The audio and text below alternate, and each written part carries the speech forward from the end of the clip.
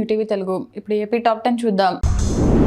ఆలమూరు మండలం జొన్నాడ ఫ్లైఓవర్ నిర్మాణ పనుల్లో జాప్యంపై ఎంపీ హరీష్ మాథుర్, ఎమ్మెల్యే బండారు సత్యానందరావు తీవ్ర ఆవేదన వ్యక్తం చేశారు. గుమ్మిలేరులో మాట్లాడుతూ ప్రస్తుత కాంట్రాక్టును రద్దు చేసి కొత్త టెండర్లు పిలిచి పనులను వేరే వారికి అప్పగించాలని కేంద్రాన్ని కోరినట్లు తెలిపారు. ఈ విషయంపై ఆర్ఎంబీ ప్రిన్సిపల్ సెక్రటరీ కృష్ణబాబు జాతీయ రహదారి ఉన్నతాధికారులతో మాట్లాడామని, సర్వీస్ రోడ్లను వెంటనే మంజూరు చేయాలని, రావులపాలెంలో ఆక్రమణల తొలగింపు తర్వాత సర్వీస్ రోడ్లు, డ్రైనేజీల నిర్మాణం చేపట్టాలని కోరినట్లు వెల్లడించారు. ఆత్రేయపురం మండలం రాలి గ్రామ శివారు బుల్లియ రేవు వద్ద పంట కాలువగట్టు మట్టి తరలింపు పనులను స్థానికులు అడ్డుకున్నారు. కాలువగట్లను తొలగించడం వల్ల తమ పొలాలకు, పంటలకు తీవ్ర నష్టం కలుగుతుందని ఆందోళన వ్యక్తం చేశారు. ఇరిగేషన్ ఏఈ సాయిరాం మాధవ్ ప్రజల సమస్యలను పక్కన పెట్టి మట్టి తరలింపుదారులకు అనుకూలంగా వ్యవహరిస్తున్నారని గ్రామస్తులు ఆరోపించారు. నిబంధనలకు విరుద్ధంగా జరుగుతున్న పనులను నిలిపివేయాలని డిమాండ్ చేశారు. రాజోల్ నియోజకవర్గంలోని ప్రతి ఎకరానికి సాగునీరు అందిస్తామని ఎమ్మెల్యే దేవ వరప్రసాద్ తెలిపారు.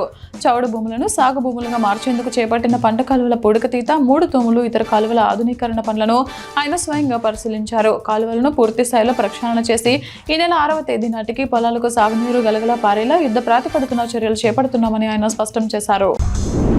కొత్త నాగులూరు గ్రామస్తులు సమయపాలన లేకుండా విచ్చలవిడిగా మట్టి తవ్వకాలు జరుగుతున్నాయని ఆరోపించారు. రాత్రిపూట ట్రాక్టర్ల శబ్దాలతో ఇళ్లలో ఉండలేకపోతున్నామని, దుమ్ము ధూళితో ఇబ్బందులు పడుతున్నామని తెలిపారు.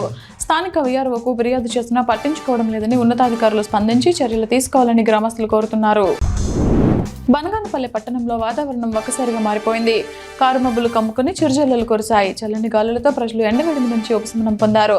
రహదారులు తడవడంతో వాహనదారులు జాగ్రత్తగా ప్రయాణించారు. ఈ వర్షం పంటలకు మేలు చేస్తుందని రైతులు ఆశాభావం వ్యక్తం చేస్తున్నారు.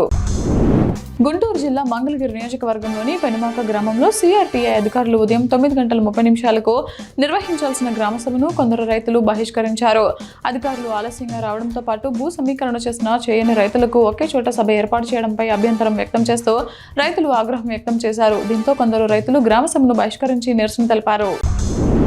స్వచ్ఛ శ్రీకాకుళం లక్ష్య సాధనకు ప్రజల భాగస్వామ్యం కూడగట్టడం జరుగుతుందని నగరపాలక సంస్థ కమిషనర్ హనుమంత్ కూర్మారావు తెలిపారు. ప్రభుత్వ డిగ్రీ కళాశాల రోడ్డులో ఒక పబ్లిక్ డ్రైన్ కమిషనర్ స్వయంగా శుభ్రం చేశారు. స్థానిక ప్రముఖులు, వాకర్స్, పారిశుద్ధ్య పనివారు ఆయనతో కలిసి పనిచేశారు.